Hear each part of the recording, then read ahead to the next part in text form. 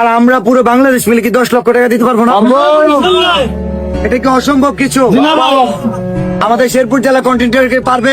তো আমার এই ভিডিওটা বরাবর থটস অফ বেলাল ভাইয়ের উদ্দেশ্যে, যদি তার পাশাপাশি কোনো ফ্যান ফলোয়ার আমার এই ভিডিওটা দেখে থাকেন, তাহলে কাইন্ডলি দয়া করে এই ভিডিওর কথাগুলো থটস অফ বেলাল ভাইকে একটু শোনাবেন, এবং থটস অফ বেলাল ভাই আপনি যদি শুনে থাকেন, আপনি একটু আমলে আনার চিন্তা করবেন। আমি একটু কথা বলে আপনি মনোযোগ দিয়ে শুনবেন। আপনাকে মানুষ ভালোবাসে, তবে এমনটা নয় যে আপনার যে আচরণ এখন আসতেছে এগুলোকে কিন্তু মানুষ এতটা ভালোবাসবে না, মগের মূল্যক না। আপনি গত কয়েকদিন আগেই সাইমনের জন্য 15 লক্ষ টাকা মানুষের কাছে চেয়েছেন, মানুষ আপনাকে ভালোবাসে, আপনাকে দিয়েছে। আপনি প্রত্যেক দিন কোনো না কোনো বায়না ধরবেন 10 লক্ষ 15 লক্ষ টাকা, মানুষ কিন্তু এটা দেবে না, বরং আপনাকে পাগল বলে আখ্যায়িত করবে, সাইকো ভাববে।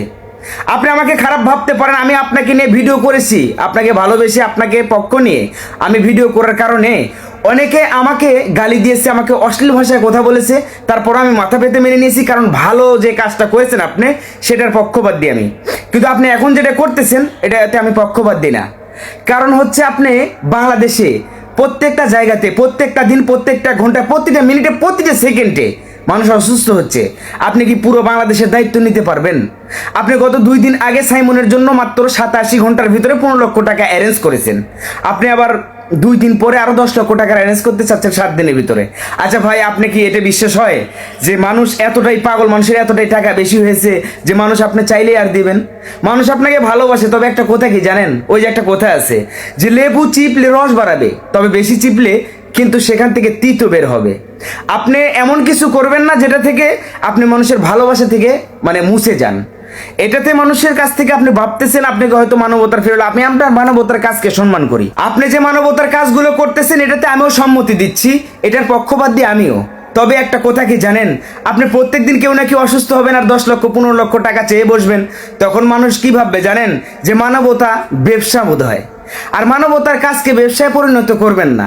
এভাবে প্রত্যেক দিন আপনাকে মানুষ 10 লক্ষ 15 লক্ষ টাকা দিবে না। আপনি হয়তো ভাবতে পারবেন যে আমার অনেক ভালোবাসার মানুষ আছে, 10 টাকা 5 টাকা করে দিলেও 10-15 লক্ষ টাকা হয়ে যাবে। তবে এটা সোশ্যাল মিডিয়া, শুধু আপনার পক্ষেই মানুষ নাই, আপনার বিপক্ষে তার চেয়ে বেশি মানুষ আছে। তাই আপনার এই কাজগুলোকে সবাই ভালো চোখে নেবে না, অনেকে এটাকে ব্যবসা বলে আখ্যায়িত করবে। তো ভাই, আমি আপনাকে ভালোবাসি, তাই মন থেকে বলতেছি, এগুলো বাদ দেন। ওই যে যেটা বললাম, আপনারা এই কাজটা করতে পারবেন যে 10 জন সেলিব্রিটি মিলে ওই ভাইটিকে 5 লক্ষ টাকা দেন এবং একটা ভিডিও আপলোড করে তাদের বিকাশ নাম্বার দিয়ে দেন, যে আপনাদেরকে যারা ভালোবাসে, অবশ্যই অনেক মানুষ আছে যারা দয়া করে মায়া করে 10-5 হাজার টাকা দিয়ে দিবে, তাতে ওই ভাইয়ের টাকাও উঠে যাইতে পারে। তো এমন কাজ করেন না যেটাতে আপনি মানুষের মাঝখান থেকে বিলুপ্ত হয়ে যান। আসলে একটা জিনিস কি জানেন, বেশি লাপালাপি করলে কোনো জিনিসই টিকে থাকে না। ধৈর্য ধরেন।